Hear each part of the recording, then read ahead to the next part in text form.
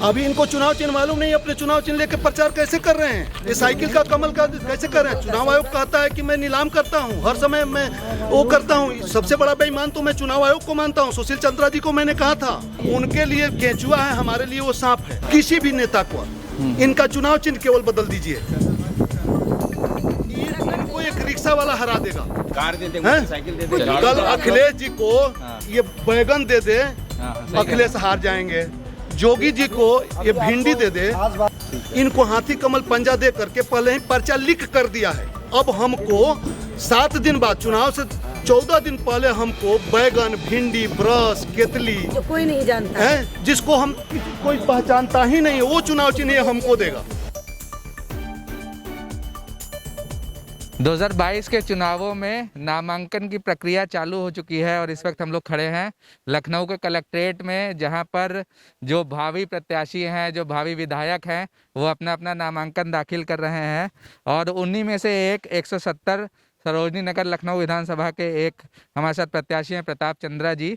तो आइए हम इनसे जानते हैं आखिर ये जो चुनाव में जा रहे हैं किन मुद्दों को लेकर, किन मांगों को लेकर जा रहे हैं, और इनसे हम इनकी जो पार्टी है राष्ट्रीय राष्ट्रवादी पार्टी, इसके बारे में भी जानेंगे। जी सर, नमस्कार। नमस्कार जी सर, सबसे पहला सवाल, जो आपकी जो ये राष्ट्रीय राष्ट्रवादी पार्टी है, इसके बारे में थोड़ा सा बताएं। देखिए, राष्ट्रीय राष्ट्रवादी पार्टी एक बुनियादी तौर पे चुनाव सुधार के लिए काम करती है और इसी के लिए पार्टी बनाई गई थी।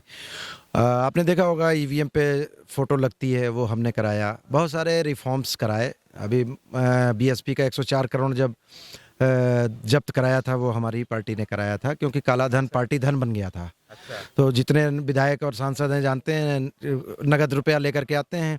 उसको जब नोटबंदी हुई तो प्रधानमंत्री के पूरे मुहिम को इन्होंने धत्ता बताते हुए 104 करोड़ रुपए नगद जमा किया, 500 और 1000 के नोट।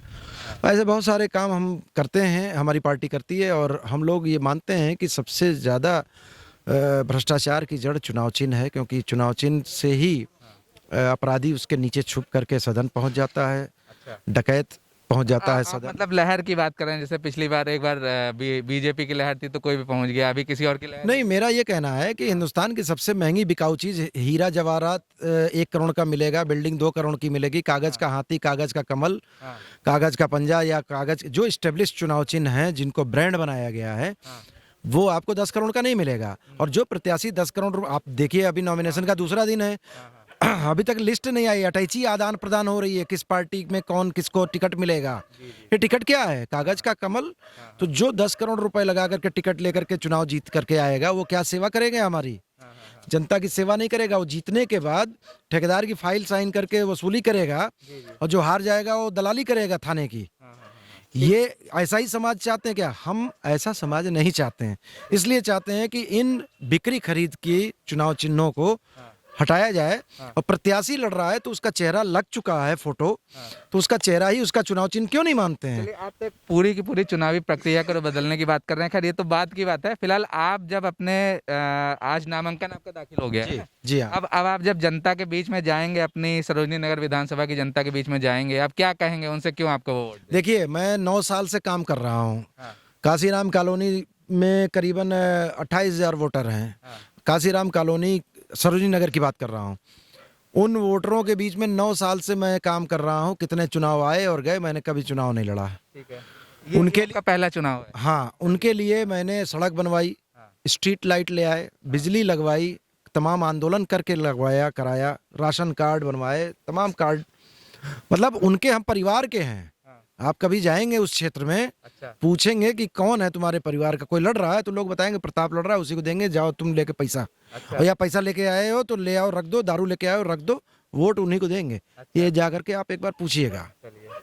तो ये हमारा काम है, और हम अपने को मजबूत करने के लिए कर रहे हैं कि हम अपने लोगों को कैसे आगे काम दे पाएंगे। जब हम चुनाव लड़ेंगे, हमारी ताकत हमारे पीछे होगी, हमको मालूम होगा कि हम कितना वोट पाए, तब जा करके हम उनका काम करा सकेंगे, उनके लिए खड़े हो सकेंगे। चलिए, अच्छा, आपने जो पैम्फलेट हमारे साथ शेयर किया है, इसमें आपने काफी सारे न्यूज़पेपर क्लिपिंग को दिखाया है, ये क्या है, थोड़ा बताएंगे? ये 5% है, 95% तो इसमें आ नहीं सकता। इतनी काम है, इतने प्रोफाइल है हमारे। बताएं एक दो, क्या है इसमें, क्या किया आपने? बिजली है, पानी है, सड़क है, बिजली 18 ट्रांसफार्मर हमने हाई कोर्ट से पिटीशन करके खुद से लड़ करके लिया। और 100 करोड़ के बजट नहीं हो रहा था तो भी उन्होंने सैंक्शन किया। अच्छा, ये सारी चीज़ें इसलिए क्योंकि गरीब मजलूम आदमी को अपने अधिकार के बारे में मालूम नहीं है, तो कोई ना कोई तो लड़ेगा। ठीक है। ये सारे आपको किसी ये जो आपने जो रावण में दिखाया गया है बड़े ब्रांड जिनको आप कह रहे हैं, इन्होंने कभी आपसे संपर्क नहीं किया कि आप हमारी पार्टी में आ जाओ, आपने इतना काम किया है? नहीं, ये तो उनको भी संपर्क करते जिनके 5 वोट होते हैं। हाँ। हमारे पास तो 5000 आदमी है। आप गए नहीं? नहीं, उनके यहाँ जाके क्या फायदा? हमको अगर वही करना है तो हम खुद, मेरे पार्टी को भी यही अधिकार है, मैं भी इस्टेब्लिश कर सकता हूँ ना। हम डमरू कर सकते हैं, सीटी कर सकते हैं, हमको नहीं करना है। मुझे मालूम है ये भ्रष्टाचार की जड़ है। तो हम उद्देश्य मिशन पे हैं, मिशन पे काम कर रहे हैं। तो मिशन की चीज वाले लोग जाके समाहित नहीं होते हैं कहीं। ठीक है। हाँ, अगर जरूरत लगेगी कभी तो रास्ता बदलने की जरूरत लगेगी, हम अपने सिद्धांतों पे ही रहेंगे, हम अपने सिद्धांतों पे ही चलेंगे। अच्छा, मान लीजिए आप एक ऐसी पोजीशन में आते हैं, आपकी पार्टी के 1-2 विधायक जाते हैं और आप मान लीजिए किंग मेकर टाइप का बनते हैं, किस पार्टी को आप समर्थन दे सकते हैं? हम मुख्यमंत्री बन जाएंगे ना, बाकी लोग हमको दे देंगे समर्थन। भाई झारखंड में हुआ, क्योंकि ये जो रावण वाले हैं ये तो हर बार बना करके कुछ बदलते तो है नहीं। तो हमको दे दो, हम बना करके बताते हैं कैसे होता है। अच्छा, ठीक है। हम क्यों देंगे इनके अंदर? ये हमको देंगे जिनको गरज होगी, नहीं तो फिर से चुनाव कराओ। एक आई है अभी सीट, हम अगली बार 4 ले आकर के दिखाएंगे। ठीक है, ठीक है। चलिए, आपको बहुत बहुत ऑल द बेस्ट। आप पहली बार चुनाव लड़ रहे हैं, हमारी तरफ से आपको बहुत बहुत शुभकामनाएं, और हम चाहेंगे कि भाई नए लोग भी राजनीति में आए। Thank you. यही क्लीन पॉलिटिक्स का मिशन है हमारा।